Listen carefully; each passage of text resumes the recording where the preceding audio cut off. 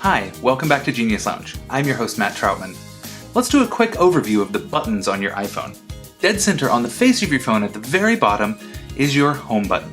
In modern phones, this also has a fingerprint reader. In older phones, it will have a little square in it. The power button's on the right side, about 3/4 of the way up. On the left-hand side of your phone, at the very top, there is a ringer switch. This will either turn your phone into silent mode, or it will turn ringing back on, as indicated by the pop-up on your screen. Below that are two volume buttons, one up, one down, which adjust the volume respectively, so you don't have to go into your settings to adjust that volume. So that's our quick overview of the buttons on your phone. If you have any questions, feel free to send us some survey feedback in the description of this video. Don't forget to share this video if you find it helpful or if you know someone who would. And if you'd like to, we'd love to have you as a subscriber to the channel.